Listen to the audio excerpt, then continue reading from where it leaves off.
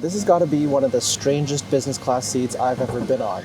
This very strange business class is on the 14-hour flight from Dubai to Seattle on the Emirates Boeing 777. Before boarding the plane though, I'd spend a little bit of time in the Emirates business class lounge in Dubai. This lounge is an absolutely sprawling space as it occupies the entire length of the airport terminal. And although there's tons of space, ample seating, and a fun rotating globe feature, I do have to say that the food in the lounge could be better. There's a wide-ranging buffet spread available, although the quality wasn't quite the same as some of the world's best business class lounges. On the plus side though, there was at least free-flowing Moet champagne, as well as a rather attractive looking ice cream cart here in the lounge. Now here in the Emirates business class lounge, you can board your plane straight from the lounge by taking this set of elevators down to the gate.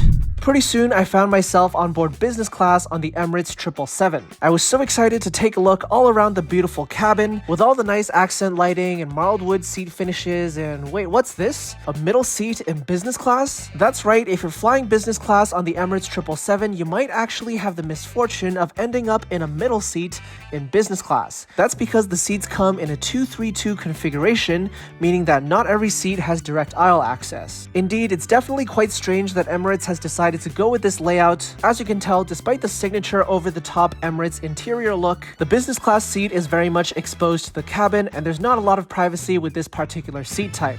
Yeah, it is a fairly narrow business class seat here on the Boeing 777. You can see there's a real lack of storage space, so all my stuff is just kind of arranged over there.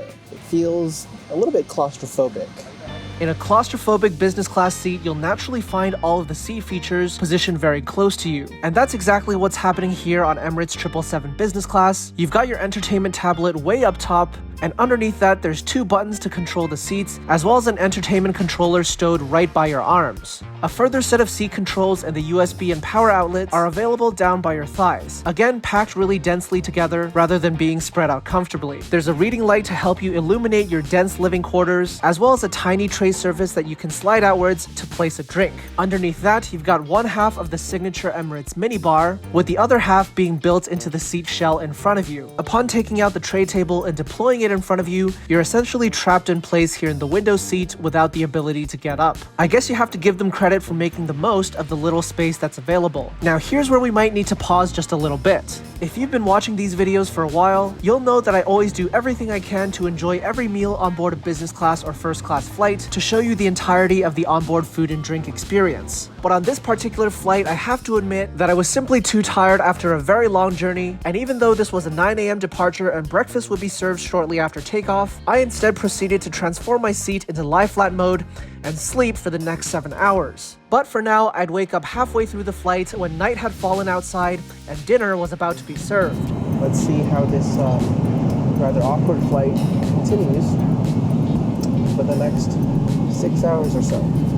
Now, I wasn't necessarily planning to drink on this flight, but they're serving Veuve Clicquot here on this business class flight to Seattle, so I thought I'd take at least a few sips. This is the good stuff, the sweet stuff. Okay, dinner is served. We've got the salmon gravlax. It's a seasonal holiday dish, special dish for the month of December. I'm wondering how it tastes because Emirates food has been, in the past, pretty good, but not necessarily outstanding. So let's give it a try. Now, I don't think I've had salmon gravlax too many times before, but I did quite enjoy this appetizer and it got the meal off to a pretty satisfying start. So, to be fair to Emirates, this prawn makbous dish is actually really, really delicious.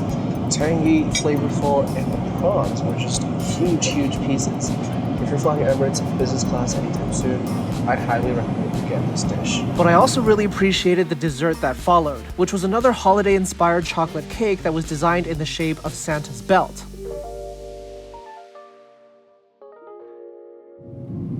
Now there's one part of the Emirates business class experience that we haven't taken a look at yet, and that's this very beefy, very hefty amenity kit that we have here. It looks quite beautiful from the outside. Let's see what's actually inside. So this Emirates amenity kit is actually very well stocked. You've got some deodorant right here, tissue paper, eau de toilette, shaving cream. What's this? A little bit of lip balm by Bulgari, comb, razor, dental kits, and 2 skincare items, also by Bulgari. It really is a very impressive amenity kit, and that's something that Emirates does quite well, despite some of the other shortcomings with this particular seat. And before we step off the plane, let's of course take a look here at the Emirates 777 bathroom. Here we've got this full-size mirror, a small mirror right here. There's eau de toilette for men and women, baby changing table, and of course this beautiful design here of the UAE's national tree, the GAF tree. I do also love the modular design of the sink right here, and overall I do have to say this is probably one of the better designed bathrooms I've had on any business class airline in the recent past. Okay, I've woken up from another nap now, slept for about 2-3 hours after the dinner service, and now we're having our light bites just before we land in Seattle. For the pre-arrival light bites, we've got here some vegetable tortellini, we've got a vanilla dome cake, and then a series of beverages, water, mango juice. Y'all will know that this is one of my favorite beverages to have on board a Middle Eastern airline, and also a cappuccino, looking super fluffy over here. Now, a couple more thoughts about the awkwardness of this Emirates 777 business class seat. It really is not ideal whether you sit in the window or whether you sit in the aisle, because when it comes to the service, for example, if you're sitting in the window, then the flight attendant has to kind of reach over the other passenger to hand you stuff, and if you're sitting in the aisle, then obviously the flight attendant has to reach over you to help the passenger sitting in the window. So yeah, definitely a bit of a strange experience to have this in business class, and I think Emirates, given its world-class stature, really has to do better in terms of the business class hard product on board an airplane that it flies in such a high capacity in its fleet. On this flight, I actually very much enjoyed the food and drink, which I can't always say for every flight I've taken with Emirates in the past. The salmon appetizer and prawn main course from the dinner service were very memorable in particular. And I also very much appreciated the holiday-inspired dessert that followed. Emirates' drink service also continues to impress, with Veuve Clicquot being served as the champagne of choice on board flights to North America and Europe. However, that's where the positives of Emirates 777 ends, and when it comes to the seat itself, it's quite simply not good enough at the end of the day. In a time when direct aisle access from every seat is the minimum expectation on board business class, Emirates' 232 arrangement with the middle seat is definitely lagging far behind the competition. And with a relatively claustrophobic seat with the features jammed around all over you, Emirates 777 business class is therefore a product that, despite its highs,